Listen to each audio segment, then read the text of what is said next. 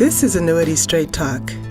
Since 2008, your host, BryanJAnderson, has helped clients nationwide navigate the complex market for annuities. With Bryan's assistance, hundreds of clients have achieved a profitable and secure retirement. I would know, because Bryan has answered many of my questions concerning annuities and retirement planning. So that you can benefit as well, let's get started. Here's Bryan.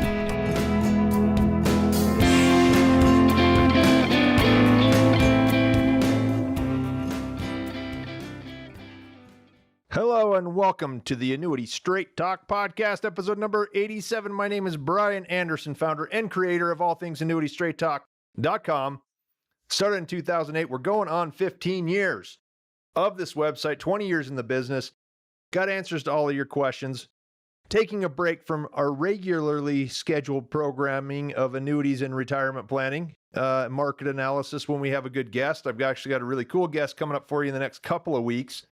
I'm very excited about it. I hope you guys will be as well. It's honestly something that's like a lot of people ask me, hey, what advice would you give my kids? And this guy that's coming on is kind of like more of a, I don't know. He's a sharp guy. He's got a big following. He does a lot of really good stuff on social media and all those things. And it's more geared for accumulation of assets and trying to really kill it in the accumulation phase. So I thought it'd be a good diversion. Anyway, we'll get into that later.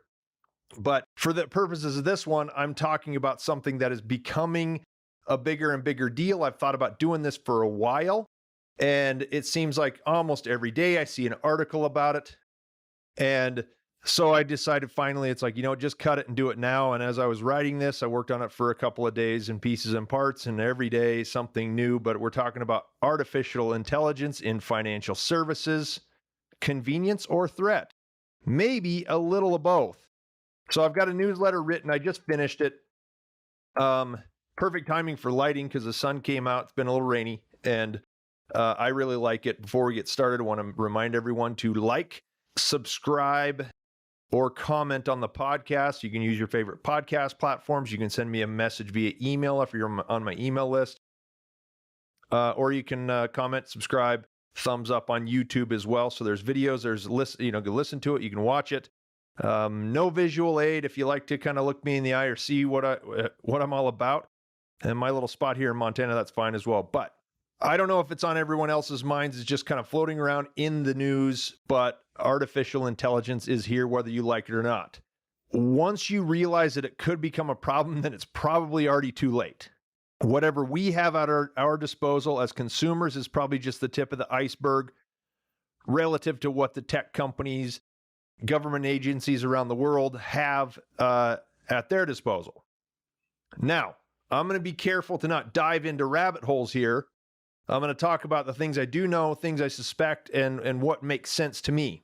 But it's probably going to get out of control, and why not? It's been the subject of several sci-fi movies in the past. It's funny what you'd look at in the 80s or 90s and say, oh, wow, that's crazy. But it's actually happening right now. A lot of leaders in the tech industry have urged, Elon Musk being one of them, hey, slow this thing down. We don't really know what kind of power it's going to have. That doesn't mean they're stopping. They're probably just being quiet about what they do. So most people are familiar with the earliest form of AI that I know of.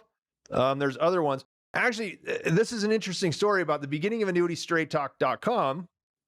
You guys all know that I created a substantial amount of content. I did a lot of writing to start this website, because I had to get information on it somewhere, and it didn't exist elsewhere. It was in, books and magazines, and I kind of had to repurpose it. I had to learn a lot of things, and so I could write everything in my own words.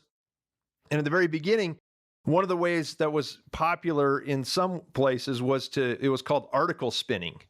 So I could write a 1,000-word article, and then you could give it to this computer program, and there was articles. It would spin the article, and it'd give you, say, 100 versions of it. So if you could get 100 versions of your article out there, then obviously you're going to get more traffic. You're going to dominate that keyword when people search for it, right? But even the second version of that letter came up with really weird synonyms and all that stuff. And it was garbage, total garbage. Okay. Anyway, so was that AI, or I don't really even know if that qualifies, but it was kind of weird. Never used it, played with it a little bit. I'm like, that is total junk. So But the earliest form I can think of that everybody might be familiar with is Siri. Anybody use that? Female voice on smartphones, can answer any question, give you directions to any address. They've got Siri devices for homes, ready for service at any point in time. It can turn your heat on, turn the lights on. Hey Siri, we got some friends coming over and need a great appetizer or cocktail recipe. Got anything? Boom, right away. Or you got a song stuck in your head, you want to dance with your wife. Hey, play that song we love. Boom, it's there, okay? Just ask Siri, you'll have it right away. That's kind of the one that's been around for a long time. I honestly, I've got it on my phone. I hate the voice. I turn it off all the time because, anyway, that's just me. But you can walk through an airport or just through a cafe and you can hear people like talking to Siri all the time. So several major tech companies are using AI to automate business to improve efficiency and cut costs. Computers and robots don't need income, health insurance, or workman's comp. So cutting jobs is going to save those companies a lot of money. I don't believe, and it stands to reason that that's not going to be very good for employment and only further reinforces kind of my idea again, trying to stay shy of the rabbit hole, but some of the wealthiest people in the world run those companies, those big companies, and if the average employee is kind of out of luck there, well, that's just another way that some of the wealthiest companies are going to be able to aggregate more wealth. So convenience comes at a cost. And this one, to be honest with you, looks to be about the most expensive one for the average individual. Now, a lot of you guys are close to retirement, in retirement. Okay for you, but you need to keep an eye on what it means, okay? This brings me to my point about financial services. For a long time now, and I don't know how many years, large brokerage companies have been using what's called a robo-advisor. You answer a long series of questions. It's going to design and manage a portfolio for you. You don't have to talk to a person. You don't have to pay management fees. It's all automated, objective, and efficient with little to no subjective human intervention. It comes back to whoever designed the software and created the algorithm, so someone's opinion is behind it. Someone actually has to program it to say, do this, do that, right? So if a large management firm gives you a computerized set of instructions for portfolio management, you'll likely end up with a mix of investments that leans toward what's best for the company. Not to pick on anyone specifically, but if Edward Jones has a robo-advisor, then it is likely to recommend Edward Jones-sponsored mutual funds, ETFs, and bonds. Makes sense to me. How about you guys? Okay, so I've established myself as a bit of a contrarian in the industry. I share my thoughts on that a lot. That's why I have to provide extra justification and explanation for the strategies I recommend, the products I recommend, and all that. I think that automated process leaves something to be desired for most retirees. Now, I've seen robo-advisor plans and they'll, automatically rebalance. It's a piece of cake. Stocks and bonds. And there's a lot of shortfalls and there's a lot of personal preference that goes into that as well. But if that's kind of replaced a lot of the investment managers, then I have to think that my job is possibly in jeopardy as well. As brokerage firms more and more are warming up to the idea of using annuities, insurance companies may well go along with it just to gain a larger market share. In every business, financial services included, cost cutting is a popular thing in the modern world.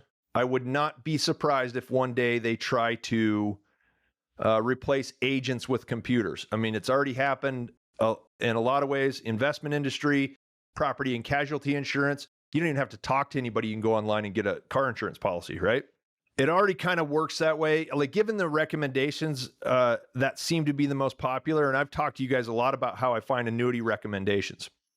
I ask a few people if we're really serious and getting to the end of something. I'll ask the opinion of a few people. If I call one company, the one company is going to tell me, hey, this is the product I like, or this is the product that works. If I say, okay, these guys are 61, they're retired in 2 years, and they need guaranteed income, they're going to say, well, this is the product we have. This is the best. You should do this. And I've already told you that's not the way to find the best. You got to go to an objective source like databases that I subscribe to verify whether that truly is the best. So what's going to happen if you get this automated system where they're recommending annuities, then you're going to have, let's say you're with Schwab and Schwab has their annuities are the annuities that they bring into their management portfolio on an automated system. Say it's like New York Life and MetLife. Okay.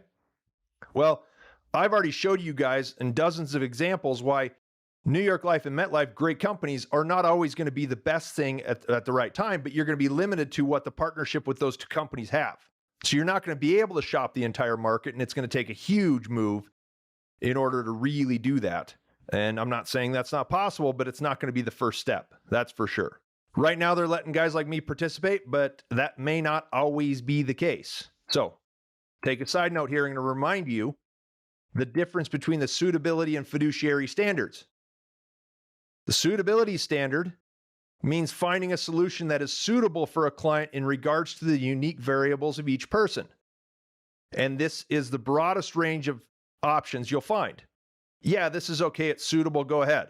So an annuity might be suitable, and real estate might be suitable, and bonds might be suitable, but what is the best? That's suitability. The fiduciary standard is finding a solution that is in the best interest of the client. Whether it's between an annuity, bonds, and real estate, you're going to have to take some subjective variables into account. It produces a very specific and limited option with greater overall benefit because it's in your best interests. Will artificial intelligence be able to come to a conclusion that fits this fiduciary standard?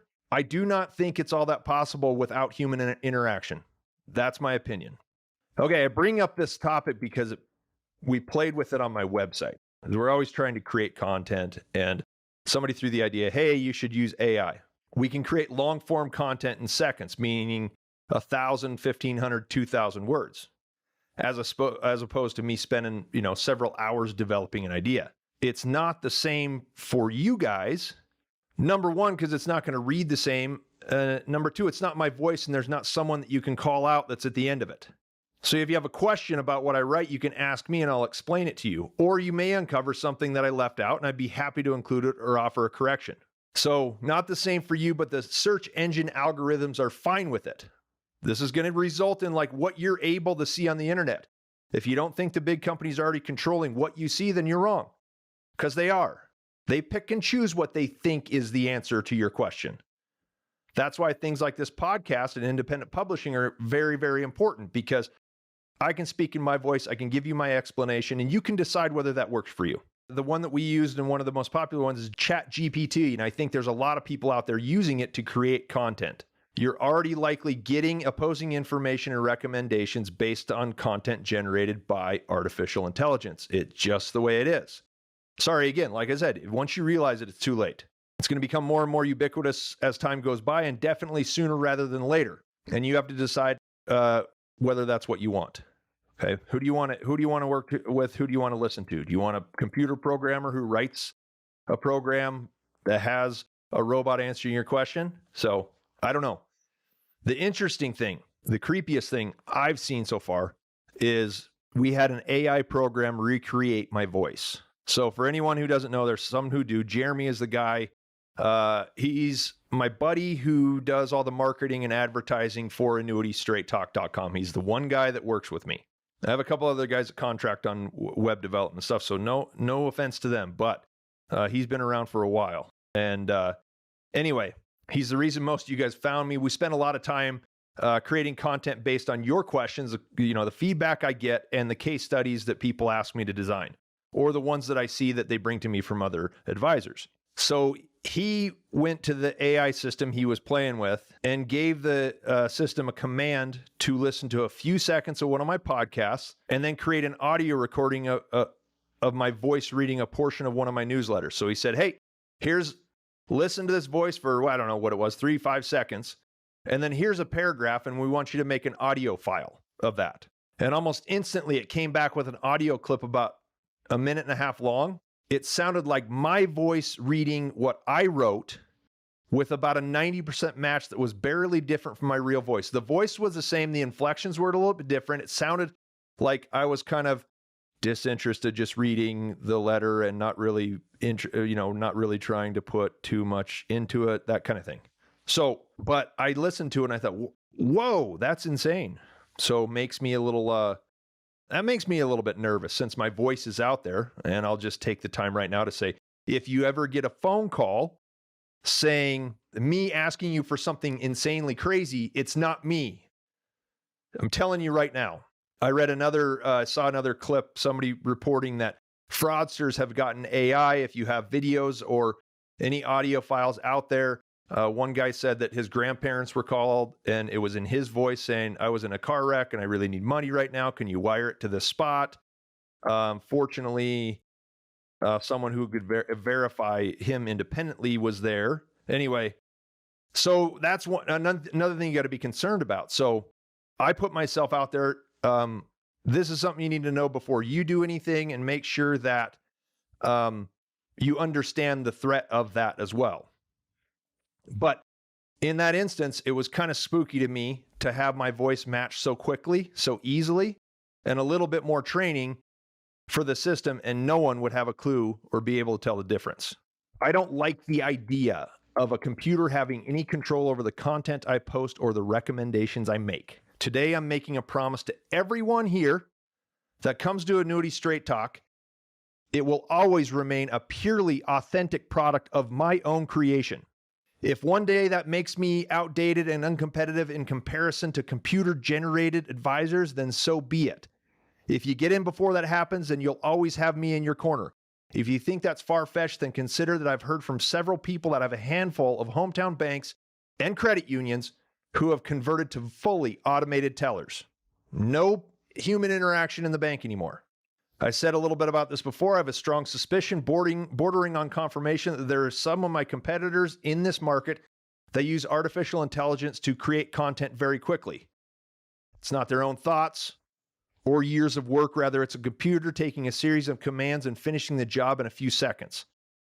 That my website has been a work in progress for nearly 15 years. Every single word that's on there is something that I typed, but it could be copied, repurposed, reworded by artificial intelligence in a flash. And I will fight like hell, keep ownership of what's mine, and you need to understand if that works for your benefit as well.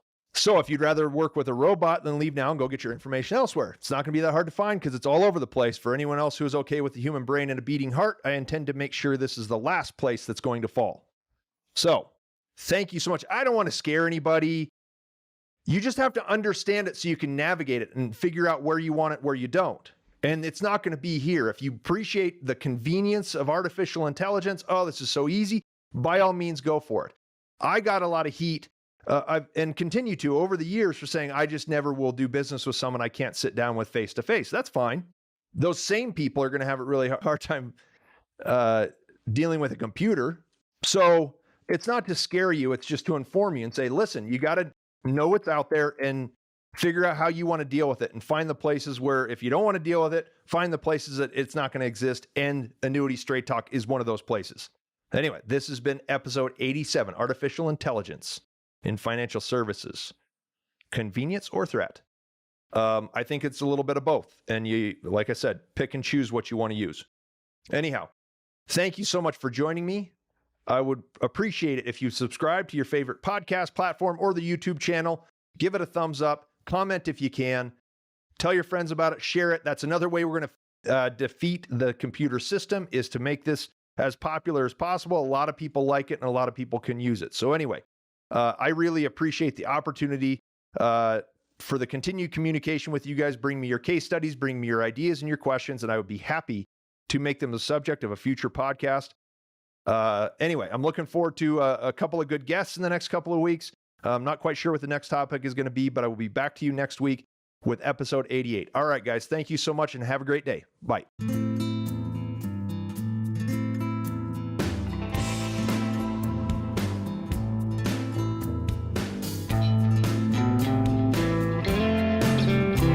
You have been listening to Annuity Straight Talk.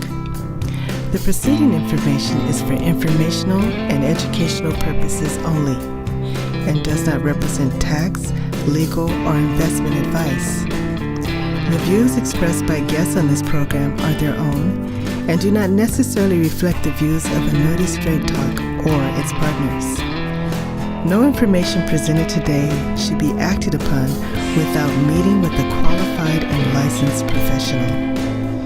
It is important that you read all insurance contract disclosures carefully before making a purchase decision. Guarantees are based on the financial strength and claims paying ability of the insurance company.